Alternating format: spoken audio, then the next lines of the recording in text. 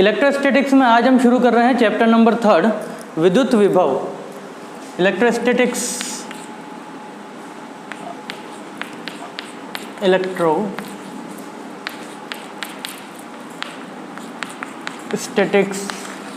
इसमें आज हम शुरू कर रहे हैं चैप्टर नंबर 3 विद्युत विभव या इलेक्ट्रिक पोटेंशियल।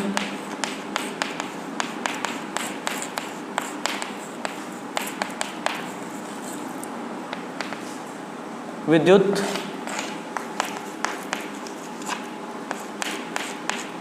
विभव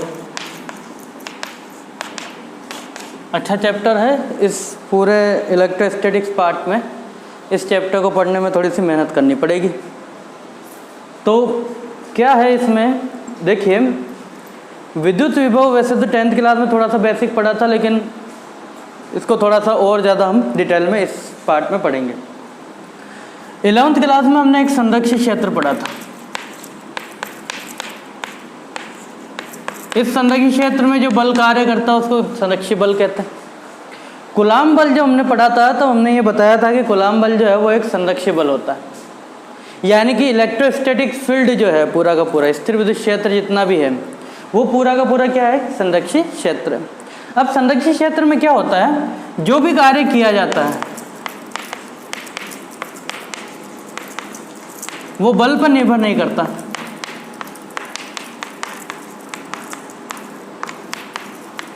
ठीक है, पथ पे निर्भर नहीं करता है। जो भी कार्य संरक्षी क्षेत्र में किया जाता है संरक्षी बल द्वारा वो पथ पर निर्भर नहीं करता। ठीक है, अब पथ पर निर्भर नहीं करता तो हम कैसे एग्जाम्पल के थ्रू समझाएं इसको। तो हम ये मान सकते हैं कि जो आपके पास में गुरुत्वीय क्षेत्र है, पूरा पृथ्वी के चारों ओर का जो क्षेत्र है वो गुरुत्वाकर्षण बल उसमें कार्य करता है। तो गुरुत्वीय क्षेत्र, इस गुरुत्वीय क्षेत्र में अगर जमीन से उठाकर किसी वस्तु को h ऊंचाई तक ले जाएं तो उसके द्वारा किया गया कार्य यानी कि बाह्य बल द्वारा किया गया कार्य mgh होगा। इसी वस्तु को वापस उतनी ही ऊंचाई पर जब नीचे आएगी वो, तो उस पर किया गया कार्य वापस क्या होगा, mgh। लेकिन एक प्लस और एक माइनस, यानी कि जो कार्य किया जा रहा है कुल मिला के वो कार्य पथ पर निर्भर नहीं कर रहा। अगर मैं इस mgh को किसी भी पथ से लेके आऊँ, लेके आपको इसी जगह पे आना है, तो उस कंडीशन में उसकी वैल्यू mgh ही होगी, क्योंकि h ऊंचाई पर ही डिपेंड कर रहा है, ऊंचाई चेंज हो नहीं रही है ना। इस कंडीशन में हम इसको यूज में ले सकते हैं। अब संपूर्ण क्लोज पथ पर अगर कोई कार्य किया है तो w क्या हो गया, 0। अगर मैं इन दोनों को ऐड करूंगा तो क्या हो जाएगा, 0 हो जाएगा। गतिज ऊर्जा में परिवर्तन नहीं होता है। ठीक है, इस संरक्षी क्षेत्र में गतिज ऊर्जा में कभी भी परिवर्तन नहीं होगा। तो कार्य ऊर्जा पर में तो ये कहती है कि जो आप कार्य करते हैं वो ऊर्जा में संरक्षित हो जाता है, ऊर्जा के रूप में या ऊर्जा में रूपांतरित हो जाता है ना। तो W इज इक्वल टू, यहाँ पर हमें लिखना पड़ेगा डेल U। पहले हम क्या लिखते थे, W is equal to del K, dynamics जब हम पढ़ रहे थे पिछले साल, है ना। अब इसमें गतिज ऊर्जा में तो परिवर्तन हो ही नहीं रहा है, तो हमारे पास क्या बचेगी, स्थितिज ऊर्जा। यानी कि संरक्षी क्षेत्र में संरक्षी बल के विरुद्ध अगर कोई कार्य किया जाता है तो वह समस्त कार्य स्थितिज ऊर्जा के रूप में संरक्षित हो जाता है। ये संरक्षी क्षेत्र का थोड़ा सा डिटेल है। अब हम पढ़ते हैं विभव के बारे में। तो स्थिर विद्युत क्षेत्र भी क्या है हमारे पास में, संरक्षी क्षेत्र है, और कूलाम बल क्या है, संरक्षी बल है। ठीक है, अच्छा घर्षण बल को अगर मैं कहूँ तो क्या घर्षण बल संरक्षी बल होता है, तो आंसर है नहीं, घर्षण बल संरक्षी बल नहीं होता। क्योंकि अगर आप किसी वस्तु को घिस रहे हैं, सपोज कीजिए जैसे कि ये वस्तु है, ये वस्तु है, इस वस्तु को इस जमीन पर रगड़ के आप चला रहे हैं, तो इस पॉइंट से A पॉइंट से B पॉइंट तक आना है। तो A पॉइंट से B पॉइंट तक डायरेक्ट आऊँगा तो कार्य की वैल्यू कुछ और होगी, घूम कर आऊँगा तो कुछ और होगी, इस रास्ते से आऊँगा तो कुछ और होगी। तो कुल मिला के घर्षण बल जब लगेगा तो वहाँ पर आपके पास में कार्य की निर्भरता पथ पर रहेगी, जबकि संरक्षी क्षेत्र में पथ पर निर्भर नहीं करता है, केवल अंतिम प्रारंभिक और अंतिम अवस्था पर निर्भर करता है। ठीक है, तो ये चीज़ हमारे पास में है।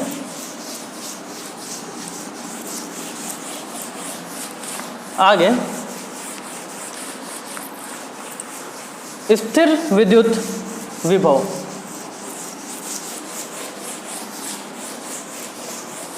स्थिर विद्युत विभव।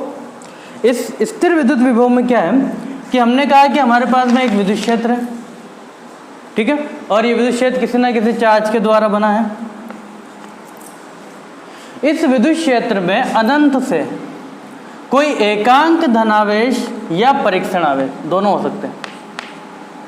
P बिंदु है इसके अंदर, यहाँ पर हम ला रहे हैं R डिस्टेंस, ठीक है भाई। O पे कोई पॉइंट पे, O पे कोई आवेश पड़ा है, हम क्या कर रहे हैं, अनंत से कोई परीक्षण आवेश या एकांक धनावेश, एकांक धनावेश है ना 1 कूलम, एकांक धनावेश हम कहाँ ला रहे हैं, विद्युत क्षेत्र में ला रहे हैं। तो इसमें लाने के लिए हमें क्या करना पड़ेगा, विद्युत क्षेत्र में जो बल लग रहा है, विद्युत बल, उसके विरुद्ध कुछ कार्य करना पड़ेगा, ठीक है। वो किया गया कार्य क्या कहलाएगा, उस बिंदु पर विभव। कब, जब वो एकांक धनावेश हो, है ना, तब उसको क्या कहलाएगा, क्या कहलाएगा, वो विद्युत विभव उस बिंदु पर, एट अ लोकेशन, यानी कि P बिंदु पर विभव कितना आएगा हमारे पास में, वो हम बताएंगे इसमें। इसी तरीके से विद्युत क्षेत्र में अगर कोई दो बिंदु है A और B, तो A बिंदु से B बिंदु तक किसी एकांक धनावेश को ले जाने के लिए या परीक्षण आवेश को ले जाने के लिए जो कार्य किया जाता है वह उन दो बिंदुओं के मध्य विभवांतर कहलाता है, यानी कि किन्हीं दो बिंदुओं के मध्य विभव का अंतर विभवांतर कहलाता है, ठीक है। तो इसका फॉर्मूला कैसे बनेगा वो देख रहे हैं अपन। तो देखिए, एकांक धनावेश को या परीक्षण आवेश को अनंत से विद्युत क्षेत्र में लाने के लिए किया गया कार्य, यानी कि W, ठीक है। ये भी एक्सटर्नल कार्य है, यानी कि बाह्य स्रोत द्वारा जो कार्य किया जा रहा है वो किस पर, एकांक धनावेश को या परीक्षण आवेश को लाने के लिए, तो वो क्या कहला रहा है, विभव कहला रहा है। अच्छा, फाइनल पॉइंट कौन सा है, तो P पॉइंट फाइनल है, ठीक है, और प्रारंभिक कौन सा है, तो इनफाइनाइट। अब क्या होता है कि अनंत पर तो विद्युत विभव 0 होता है, ये हमने पिछले साल भी पढ़ा था गुरुत्वीय क्षेत्र के लिए, है ना। तो अनंत पर तो विद्युत विभव 0 होता है, तो हमारे पास क्या बचेगा, Vp is equal to W external, यानी कि बाह्य स्रोत द्वारा किया गया कार्य upon Q naught. Normal formula अगर इसको नॉर्मल फॉर्म में लिखें तो V is equal to W external upon Q naught, या इसको लिख सकते हैं WE upon Q naught minus में, ये माइनस में क्यों है। देखो, अगर याद रखें तो इस तरीके से याद रखें कि अगर बाह्य स्रोत से किया गया कार्य निकाल रहे हैं, ठीक है, बाह्य स्रोत से किया गया कार्य दिया गया है, तो V आप प्लस में लिखें, plus W external upon Q not. और अगर इलेक्ट्रिक फील्ड द्वारा जो कार्य कर रहा है, इलेक्ट्रिक फील्ड जो फोर्स लगा रहा है उसके द्वारा जो कार्य होता है माइनस में लिख दें, ठीक है। क्यों, W इज इक्वल टू होता है F dx cos थीटा, ठीक है। अगर बाह्य स्रोत से कार्य कर रहे हैं तो F और dx दोनों की डायरेक्शन एक ही होगी, और दोनों की डायरेक्शन अगर एक होगी W एक्सटर्नल के लिए, बाह्य स्रोत के लिए F और dx दोनों की डायरेक्शन समांतर है, F और dx समांतर है, एक समांतर होता है एक प्रति समांतर होता है। तो थीटा आपके पास में हो जाएगा 0 डिग्री, इसलिए cos 0 डिग्री आपके पास में हो जाएगा +1। लेकिन जब आप इलेक्ट्रिक फील्ड वाले वर्क कार्य की बात करेंगे तो उसके लिए क्या होगा, F और dx दोनों प्रति समांतर होंगे, यानी कि 180 डिग्री। तो उस कंडीशन में आपके पास में क्या आ जाएगा, -F dx, यानी कि जो W होगा वो आपके पास में माइनस में आएगा इस कंडीशन में, ठीक। बराबर है, वैल्यू बराबर है, बस एक प्लस है एक माइनस है, F dx से आप समझ सकते हैं, ठीक है ना। तो डायरेक्शन का फर्क पड़ता cos थीटा में, ही हमने 11th क्लास में बड़े अच्छे से पढ़ा था। आगे चलते हैं हम इसको,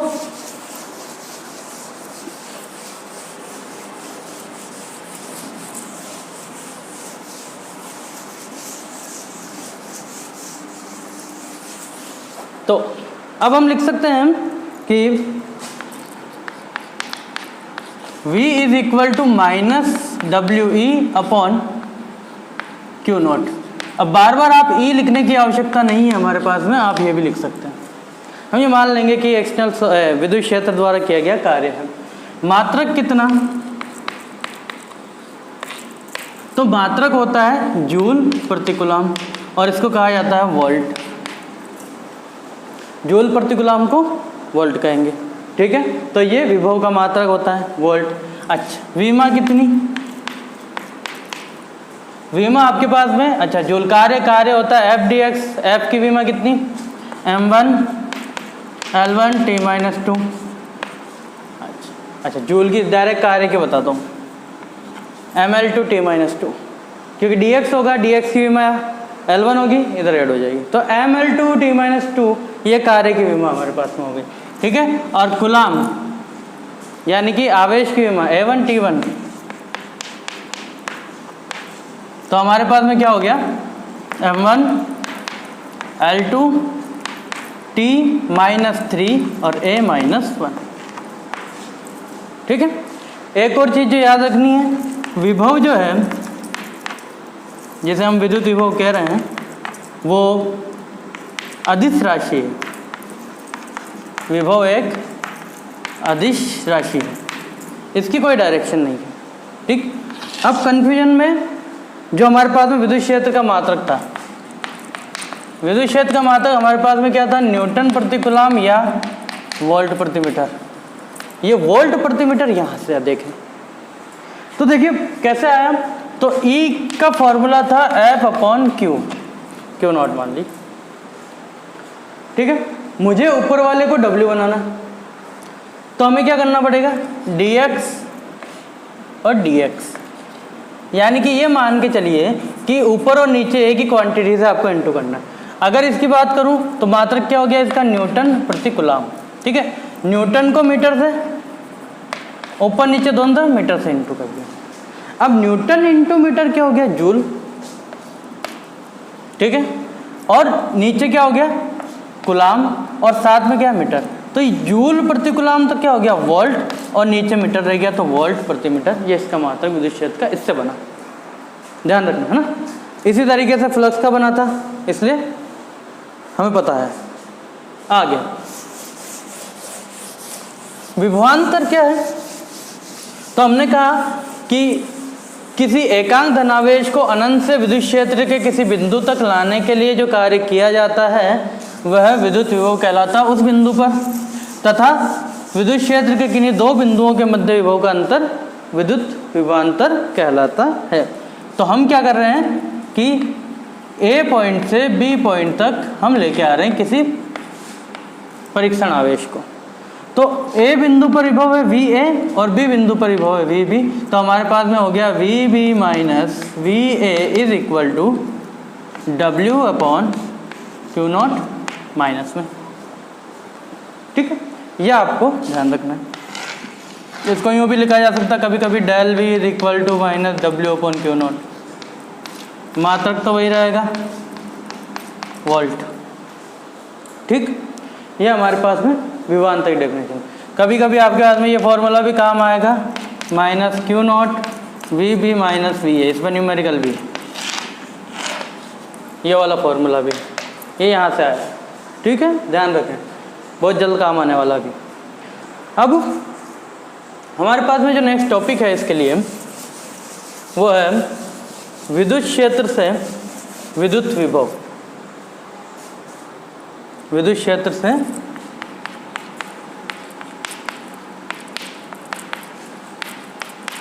विद्युत विभव क्या कहता है? देखो सपोज कीजिए आपके पास में एक विद्युत क्षेत्र है इस तरीके से, इस तरीके से विद्युत क्षेत्र, और इस विद्युत क्षेत्र में कोई परीक्षण आवेश इस पथ के अनुदिश A बिंदु से B बिंदु तक जाता है, ठीक है। विद्युत क्षेत्र आपके पास में E है, डायरेक्शन मैंने बता रखी है आपको, ये विद्युत क्षेत्र है। इस विद्युत क्षेत्र में कोई आवेश इस तरीके से जाता है तो लगने वाला बल कितना? FE। विद्युत क्षेत्र के द्वारा जो बल लगा है वो कितना लगा है इस Q0 चार्ज पे? Q0 इंटू E, ठीक है। ये इतना विद्युत क्षेत्र इस पे लगा है। अब हम किसी dl अल्पांश की बात करते हैं। इस dl अल्पांश तक विद्युत बल द्वारा किया गया कार्य। आवेश को इस पॉइंट से यहाँ तक लाना है, इस पॉइंट से, ये जो पॉइंट दिख रहा है यहाँ से यहाँ तक लाना है, तो dl दूरी तय करनी है। तो dl अल्पांश तक विस्थापित करने के लिए किया गया कार्य। तो Q0 आवेश को dl दूरी तक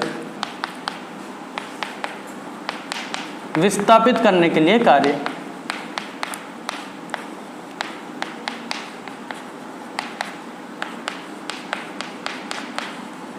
कितना करना पड़ रहा है? तो कार्य W इज इक्वल टू, अच्छा dW लगा दो, dW इज इक्वल टू कितना, F डॉट dl। ये कार्य इसने किया, ठीक है। अब F कितना, तो dW इज इक्वल टू, हम ये मान के चलें कि F और dl दोनों की डायरेक्शन एक हो सकती है। चलिए वेक्टर में निकाल लेते हैं इनके पहले फॉर्म।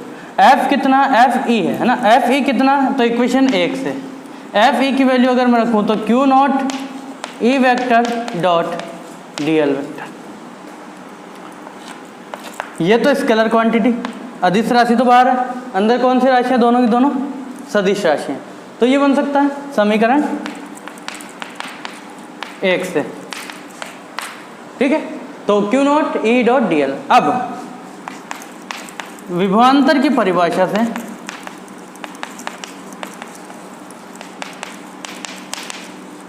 क्या मैं इस dW को minus Q0 VB minus VA लिख सकता हूं? A से B तक लाने के लिए जो कार्य किया जा रहा है dW वो यही है Q0, क्योंकि VB minus VA is equal to dW upon Q0 आएगा माइनस में, क्योंकि विद्युत क्षेत्र द्वारा किया गया कार्य है। तो हम ये कह सकते हैं dW। अब आगे Q0 E vector dot dl vector, Q0 से Q0 कैंसिल, तो VB minus VA is equal to minus E dot dl vector, ठीक है। अतः A से B तक के लिए कार्य क्या करें, समाकलन, तो W इज इक्वल टू कितना हो जाएगा, W is equal to W is equal to VB minus VA is equal to, इस पे समाकलन E डॉट dl, यानी कि ये कहलाता है E डॉट dl विद्युत क्षेत्र का रेखीय समाकलन। तो अब नई डेफिनेशन जो विभवांतर की वो क्या बनी, विद्युत क्षेत्र में उपस्थित किन्हीं दो बिंदुओं के मध्य विभवांतर विद्युत क्षेत्र के रैखिक समाकलन के ऋणात्मक मान के बराबर होता है। अब जो डेफिनेशन बनी है वो क्या कहती है कि विद्युत क्षेत्र में उपस्थित किन्हीं दो बिंदुओं के मध्य विभवांतर, कहाँ से कहाँ तक, A से B तक, विद्युत क्षेत्र में किन्हीं दो बिंदुओं के मध्य विभवांतर विद्युत क्षेत्र के रैखिक समाकलन के ऋणात्मक मान के बराबर होता है। तो ये हमें निकालना था विद्युत क्षेत्र से विद्युत विभव, जो हम इस तरीके से निकाल सकते हैं। तो ये मान सकते हैं कि अगर VA इन्फिनिटी होता, यदि VA जो है वो अनंत पे होता है, A जो है वो इन्फिनिटी पे होता पॉइंट, तो ये जीरो हो जाता है। इस कंडीशन में हम V इज इक्वल टू क्या लिखते हैं, केवल E डॉट dl, ठीक है, ये लिखते हैं, हमारे पास में ये पॉइंट होता। तो इस तरीके से हम इसको लिख सकते हैं। अच्छा, कहाँ से कहाँ तक, अनंत से किसी पॉइंट तक, कोई भी पॉइंट ले सकते हैं, B है अभी तो B ले लेते हैं, ये पॉइंट हमारे पास में आ जाएगा, ठीक है। और नॉर्मल फॉर्म भी लिख सकते हैं इसकी, अपन आगे काम आएगी, ये तो विभव प्रवणता में तब बताएंगे हम, कि आप इसको यूँ भी लिख सकते हैं V is equal to E into L, तो E is equal to V upon L, E is equal to V upon L, ये हमारे पास फॉर्मूला काम आएगा बहुत बार, ठीक है।